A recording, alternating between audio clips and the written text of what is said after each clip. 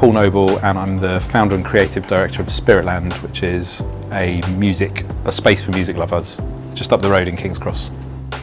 Before Spiritland, I was a sound engineer and a radio producer, and I was initially at the BBC, at Radio 1 and Radio 2, working on mainly dance music, but other types of specialist music as well. I would do music consultancy for brands, some very high-end fashion stuff and some very big-name high street work as well. And right before Spiritland, I worked for Monocle, which was a magazine, but then it opened up as a radio station. I ran that for the first few years, and Monocle is all about travel, and saw a lot of the world through the Monocle lens, as it were. So yeah, and that was actually where the inspiration for Spiritland came from, was spending time in Japan, where they have this lovely approach to music and the listening bar scene, which I was inspired by. So Spiritland started, next year it'll be 10 years ago. We started it as a pop-up in Shoreditch, and it's built around the listening experience. So we don't do live music, we have DJs playing records, but it's not a club, there's no dance floor. It's about the listening experience. We'll never arrive, but it's the sort of pursuit of perfection with sound. And then comes the programming, so we go very deeply into lots of different genres. So we will touch on jazz, funk, soul, dub, country, indie, Americana. So we might have a night of just one artist. We'll just play their records, and it could be The Cure, or it could be Diana Ross, or it could be Kraftwerk or New Order. So we are just a place where you can celebrate and explore music in real depth. Well, the listening bar phenomenon, certainly it's all over Japan. It's not just in the cities, it's in some of the smaller spaces. Lots of people like me have been there and found it inspirational and done their own versions of it. The difference is the listening bars there are very, very seriously, deeply about listening. So firstly, they might have 6 seats in them, and that's it.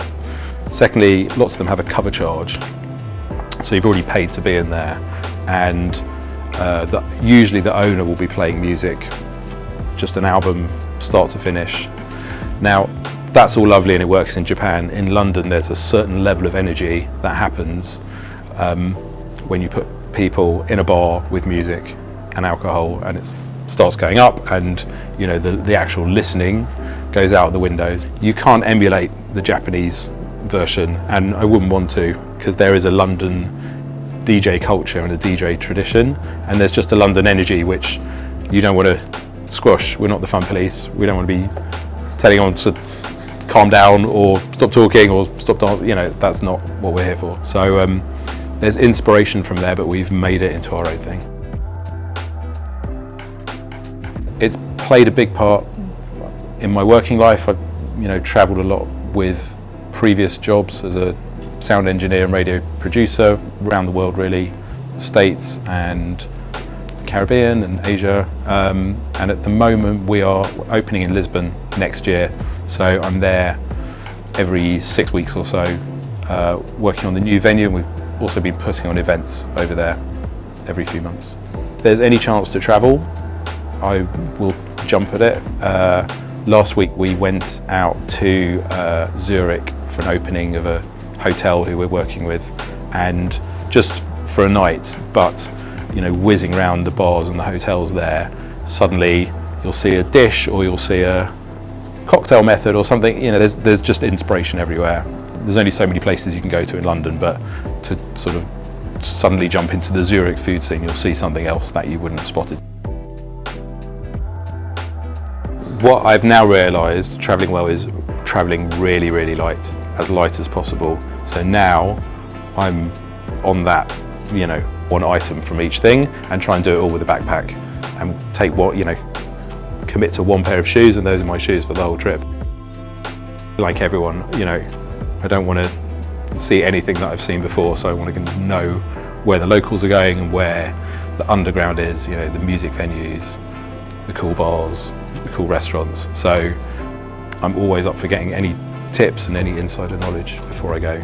I mean, on the occasions where I've gone straight from the airport, into a meeting or usually into an event that I'm working on, you want to arrive in sort of some pretty decent mental and physical state. So yeah, you want to drink a lot of water on the plane.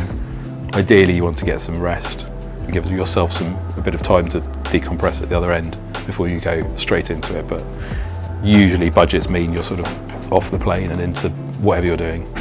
My secret shame is socks and sandals on the plane, because then if you're going somewhere hot, you arrive, socks come off, you're in holiday mode, you're straight into it.